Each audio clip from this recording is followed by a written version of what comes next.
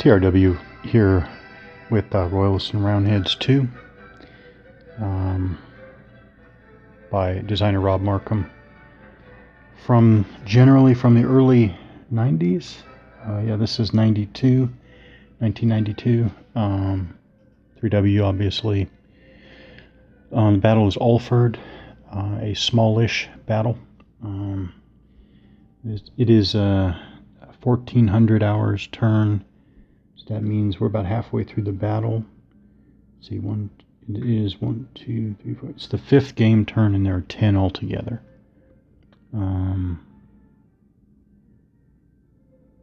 Various things could be said here, but I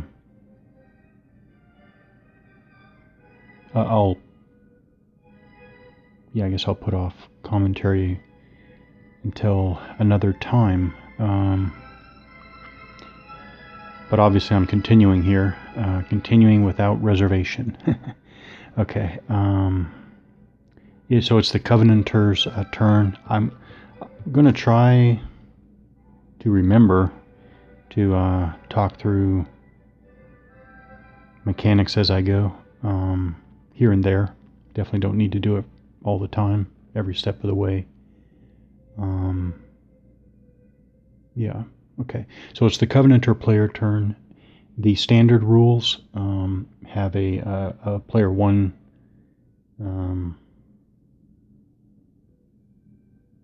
No, I guess they don't divide it up that way. So a game turn is divided up into an order phase, which actually both players are doing actions there. Then you have a first player movement phase, first player combat phase, first player rally phase. Then you have a second player movement phase, second player combat phase, second player rally phase. All of those are, well, they're essentially the same. Well, they're either the same or, no, let's see, the phases are the same, players are just swapped, yeah. But they don't make it as a first player turn and a second player turn. They don't do that. It's a game turn with all of these phases, but again, the first player gets their movement phase, combat phase, rally phase, and then second player gets their movement, combat, rally. Okay. So the Covenanters here, the off-white, are the second player. So obviously we have our movement phase. Again, 2 major steps. Check to see who's out of command. Again, all the commands are... No, actually this is worth talking about here, because actually... obviously, okay, actually I should go over commanders as well as I go through. So Hackett over here has an advanced command. He has an all cavalry wing there. So that's Hackett. This is that Kennedy? Yeah, this is Kennedy. He has a stand command there. He's got infantry, and he's got more infantry. Okay, so he's got all infantry. Bailey here is both the overall commander. He's both the overall commander because he has 2 stars on the upper right of his piece there. That means he's overall commander, but he's also colored blue, so he's also a formation commander. So he has a stand command in the center, and it looks like he has all infantry as well. Oh, so the Covenanters, every unit is in a formation. There aren't any independent units. The Royalists have these independent, I assume they're musketeers. Yeah, musketeers. So the Royalists have these musketeers integrated into the formation. Oh, into the formations, but they're still independent units in game terms. And then on the far left, Covenanter left, you have Balkaris, and he has all cavalry as well. So very clean. 2 infantry formations in the Covenanter center, and a cavalry wing on the left and right. Okay, so yeah, let's talk about tracing command here. So again, I'll grab your leaders. All have the same format. You have your Balcarus is the commander. Yeah, that's a typo. It's Balcarus, or Balcarus. He's the yellow command. So his face portrait icon is colored yellow. The 1 star in the upper right means he is a formation leader, or just a leader, as opposed to an overall leader, I think are the terms used in the rules. 3 values at the bottom, the 2 on the left. So on the bottom left is command rating, command value, whatever you want to call it. 2 is low. You want higher is better. In the center bottom is 4. That's his command span, how far he traces command, and then +1 is his combat bonus. By the way, on the back is a replacement leader. So his command span is 4, and I think we have to trace around. So Gordon and his cavalry are exerting so units exert a zone of control into their 2 front hexes and their 2 flank hexes, but not their 2 rear hexes. So Gordon is exerting a zone of control into this hex here. So I believe we have to trace around. I'll double check in just a second, but I think it's going to go 1, 2, 3 to go around the enemy zone of control, 4, and so these cavalry are in command, and this is 5 hexes away. But in this game, you have whatever you want to call it, extending, the mechanic of extending command. So a unit that is itself out of command span, but is adjacent to a unit that is in command, is also itself in command. So that would extend. Now, just double check tracing command. Enemy zones of control block command span unless occupied by a friendly combat unit. Obviously, that's not a combat unit there. So if there were a friendly unit there, then you could trace straight through there. But there's not. So you have to trace command around. Okay. So that is a checking command.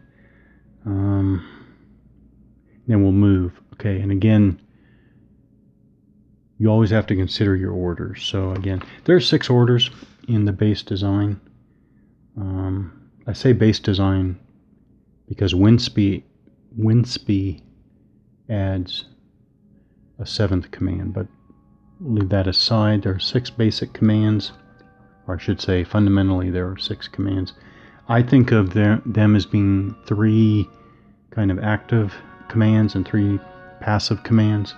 So you have attack, advance, and stand. Attack, advance, and stand. Those are what I call the active ones. You're actively standing or defending.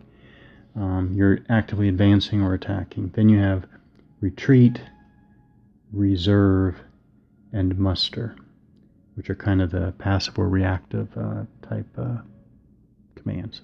That's just how I look at it. That has nothing to do with what's in the rules. So now we see what we have to do.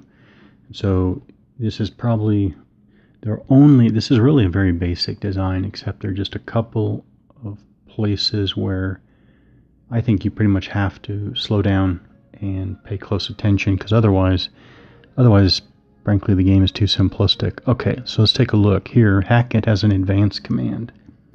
Under an advance command, all units in command using the advance command chit may move up to their full movement allowance. They must end at least 1 hex closer or already be adjacent to an enemy combat unit. Okay, so you see Hackett is not already adjacent to an enemy. He must end at least 1 hex closer to the enemy, and of course, if he wants to, he can move up to his full movement allowance. So, question is where to go. actually going to do...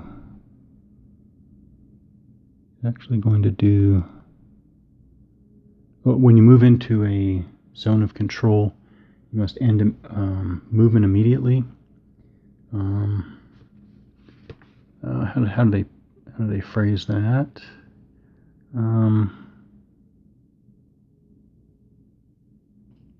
How do they phrase that? I can't remember how they phrase that.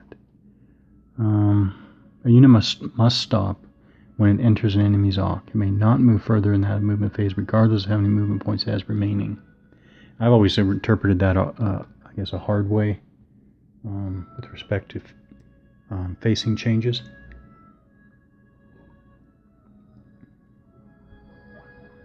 So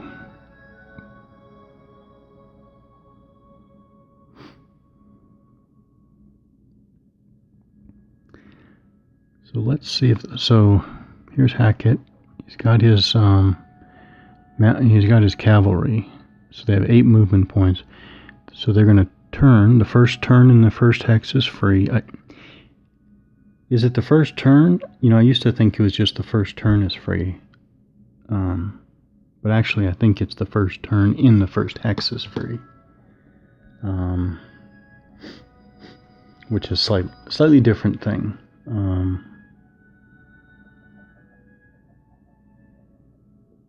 Yeah.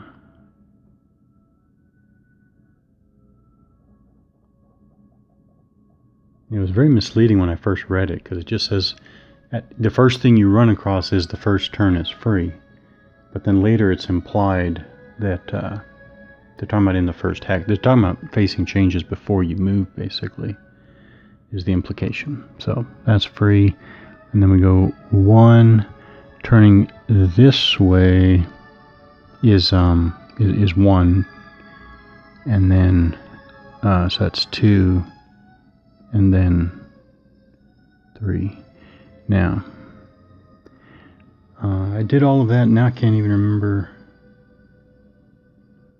So skirmishers don't even have zones of control, so I should have paid attention to that. So while I demonstrated a move, it actually wasn't necessary. So the musketeer there, skirmisher, doesn't have a zone of control. So actually I could have just moved there and then turned, because an enemy zone of control is not prohibiting that. Okay. Yeah, movement. So these guys are already adjacent to an enemy, so they don't have to move. Now, stand command allows a 1 hex movement. Yeah, 1 hex movement total. So they're going to go 1 and 1, and they're going to go 1, 2. That's up the slope. Bailey has a stand order as well, so 1 hex movement. Like that. Okay. And over here, attack, they're already adjacent. Or, I'm sorry, advance. I keep trying to change his command. They're already adjacent to enemy, though, so they're just going to stay put, no movement. Now we go to combat, Covenanter combat. With defensive fire first. There is some. Now, try to remember this. All right, I'm looking here. So I'm looking at Boyne's cavalry there. They've already fired their one shot for now. So they're not firing again. That one as well. All right. But the musketeer here. Musketeer could fire, but yeah, this is implied. So skirmisher units can move up to 3 hexes from an enemy infantry unit zone of control before the combat phase begins, so that would be before defensive fire. Now they may retreat up to 3 hexes from an enemy cavalry or cavalry lancers unit zone of control before the combat phase begins if the owning player rolls 5 or 6 for the skirmish unit. So he is going to try to pull away. So he needs a 5 or a 6. Now, so he rolls a 3. He does not succeed. So the question, of course, is, which is completely implied, it's not going to be spelled out here, I can tell you, do they then get to fire? I think you have to go with rules as written and say they didn't move away. They didn't move away. So yeah, that's what I'm going to go with. They didn't move away. So they get +1 for range, though. Range of 1 hex. +1. There we go. They roll a 5. +1 is 6. Which, by the way, I haven't shown this. Very simple, actually. Very, very simple. I'll just do what I'm doing for this combat. Range table, I'm looking for the type of fire. It's a musket unit. Distance in hexes, 1 hex. The modifier is +1, so that's the range modifier. I carry that over here to the fire combat table. Again, it's musket. They cause a morale check on a roll of 6 or 7 plus. So they rolled a 5, +1 for range is 6. So that is a morale check.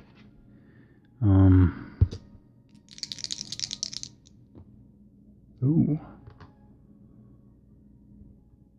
Okay, so they barely make it. So it's 9 -1 for being stacked with a leader is 8, and their morale is 8. So they rolled equal to or less. So they passed that morale check.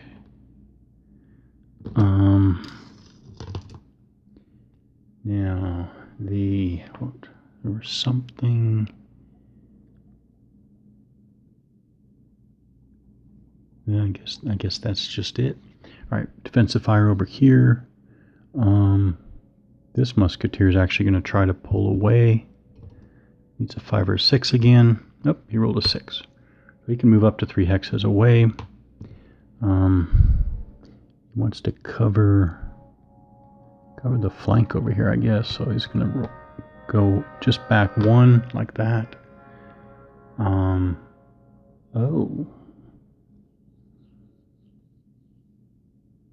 Can he fire? You know, there is no... I never even thought about that because that's before the combat phase. Again, I guess rules as written would be there's still the defensive fire phase. I don't see how it says you can't. Oh, I know what I'm doing. I should be reading the rules on Roundheads Volume 3 rules. Okay. I don't know if they're any different on these issues. See what you have following restrictions.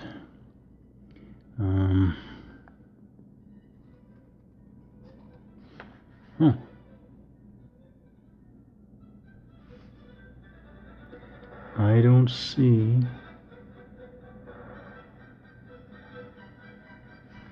I don't see why the rules prohibit it.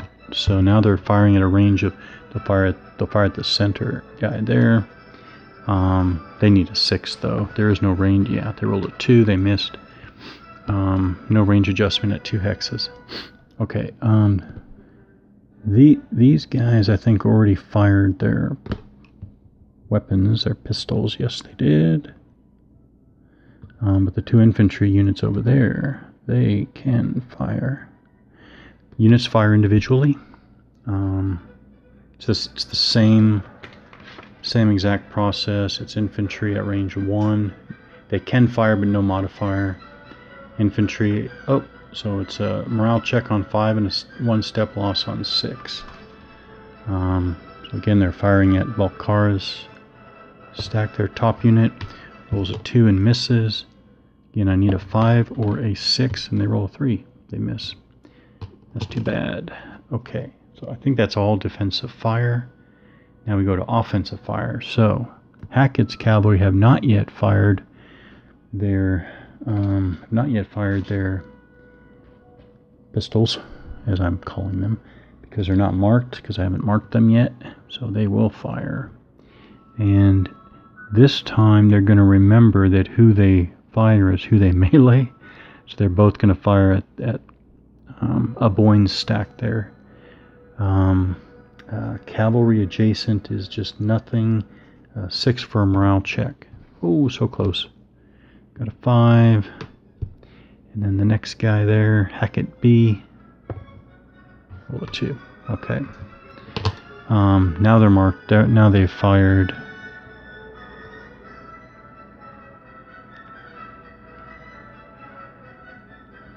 I was double checking that they have the right command. They can fire with an advanced command.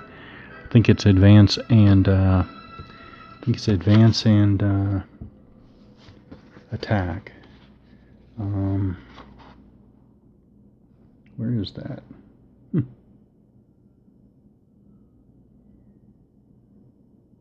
Oh, right. That's cavalry fire. That's separate. Yeah, attack or advance command. Okay. Oh,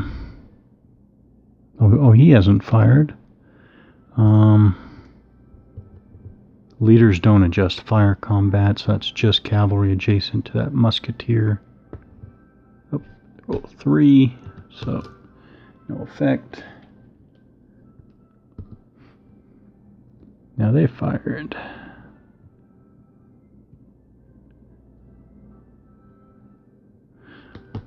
All right, they fired, and I'm pretty sure they fired. Okay, so that's all the offensive fire.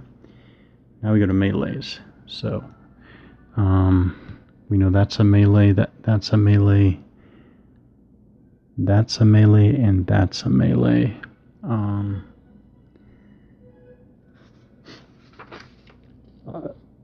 In another reading of the rules,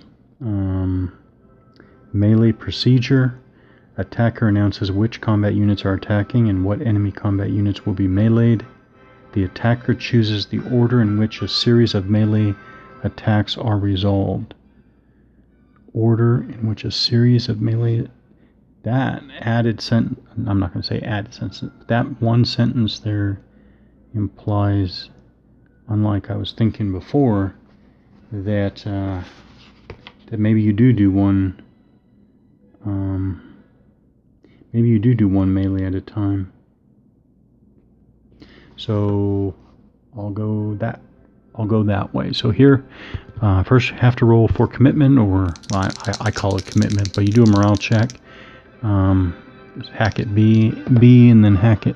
Yeah, that's a typo, but all right. So first one's in.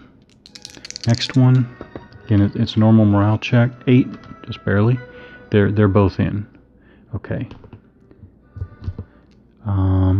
Now the defender has to roll for, they are going to subtract 1 for being stacked with a commander, a leader. No, they pass easily. No, not easily. It would be just barely, but they subtract 1 for the commander, so it's 7. Okay.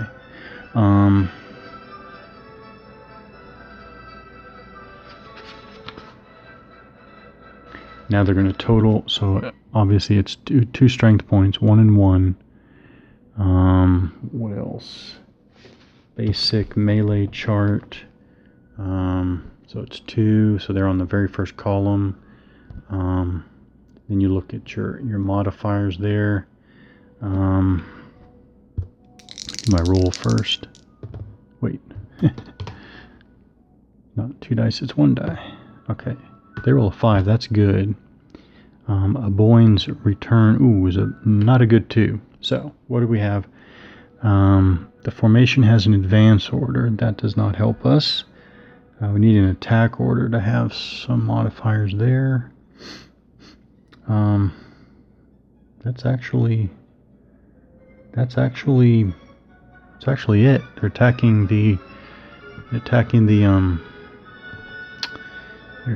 the royalist to the front, like that. Yeah, I think it's just a base 5, which is nothing. They needed at least +1. And then obviously the royalists aren't going to get anything with a 2. Even with the modifiers for the leader and the attack command. Alright, over here. Attacker has a morale of 8. -1 for the leader. Oh, never mind. It stalls. 10 -1 is 9, which means that the attackers fail their morale check, which means, oh, those musketeers saved the day for them. All right, over here, Balkaris, they have 7. They roll 3, so they're in. Now this guy, I don't remember what their morale is.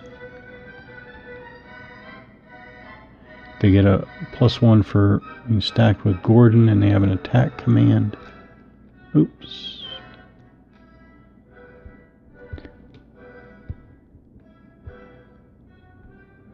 Their morale is 8 as well. These forces seem quite evenly matched, frankly. Alright, so yeah, they roll a 7, -1 for the leader. They easily pass their morale checks. So now Balkaris has 4.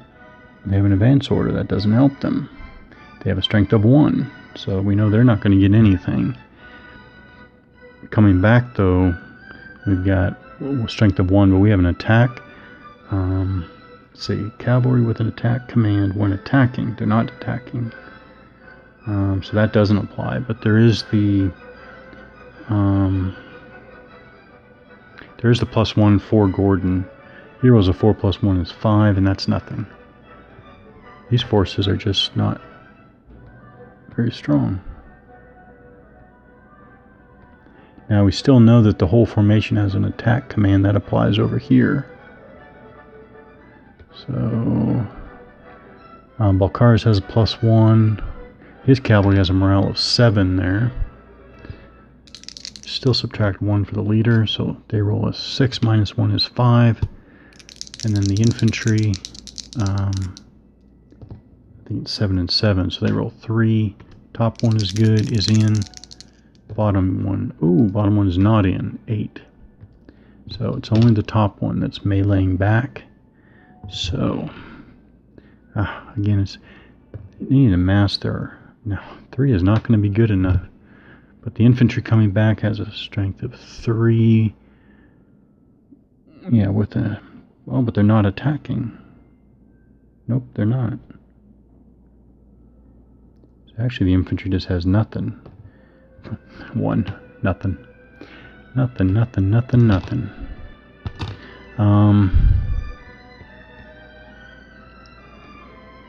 Need to mass. Alright. Went through a bunch of melees, but that's it.